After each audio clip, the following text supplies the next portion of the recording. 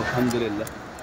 সামাজিক যোগাযোগ মাধ্যমে পাঙ্গাসকে জাতীয় মাছ বলে সেই ভাইরাল হওয়া শিশু রিফাত এখন পবিত্র কাবা ঘরে। তার মধুর কণ্ঠে শোনা গেল পবিত্র কোরআন তেলাওয়াত।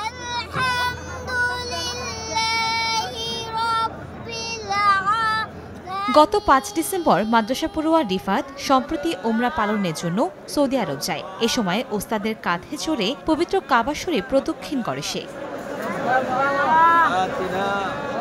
রিফাতের ইসলামিক গজল মন কেড়েছে অনেকেরই। তাকে এক নজর দেখতে সৌদিতে অবস্থানরত বাংলাদেশিরা ভিড় করেন। শিশু রিফাতকে কোলে তুলে অনেকে এই মুহূর্তটাকে ক্যামেরাবন্দী করে রেখেছেন। তাকে কাছে পেয়ে খুশি ছিলেন তারা।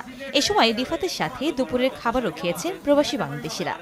রিয়াদ প্রবাসী চাঁদপুরের শাহজাহান ভাই, উনি নিজে ভিডিও করতেছেন। উনি আলহামদুলিল্লাহ আজকে আসছেন। আমরা আল্লাহ তাআলার কাছে কৃতজ্ঞতা স্বীকার করি, পাশাপাশি বাইরে ধন্যবাদ জানাই। সব বাংলাদেশি ভাইদেরকে ধন্যবাদ জানাই, প্রবাসী ভাইদের। আর এই হচ্ছে শাহজাহান ভাই সিলায় এখানে ৬ জন লোক ওমরাতে আসছে। আসলে আল্লাহ পাক শাহজাহান ভাইয়ের ব্যবসা বাণিজ্য থেকে শুরু করে ওনাকে ন্যাক হায়াত করুক এবং আপদ থেকে হেফাজত রাখুক। আসলে এরকম মন মানসিকতার লোকজন আজকাল আমাদের সমাজে খুবই কম হয়ে থাকে। আসলে হতদরিদ্র মানুষগুলোর পাশে শাহজাহান ভাই দাঁড়িয়েছেন। সৌদি প্রবাসী শাহজাহান মিয়ার আর্থিক সহায়তায় ওমরা পালন করেছে রিফাত, তার ওস্তাদ কারি আব্দুল কুদ্দুস সহ আরও ৬ জন। এ সময় ওমরা হজের সকল নিয়মাবলী পালন করে সে তার ওস্তাদের হাত ধরেই।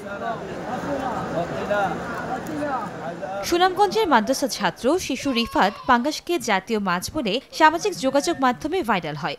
সে সময় অবুঝ এই শিশুটির সরল স্বীকারোক্তি মন কেড়েছিল সবার। তার এই ভিডিও দেখে সৌদি প্রবাসী শাহজাহান মিয়া তাকে ওমরা পালন করানোর ইচ্ছে পোষণ করেন। পরে গত ১৩ই ডিসেম্বর পবিত্র ওমরা পালন করেন শিশু রিফাত, তার ওস্তাদ ও আরও ৬ জন। পবিত্র ওমরা শেষে আগামী ১৮ই ডিসেম্বর তাদের সকলের দেশে ফেরার কথা রয়েছে।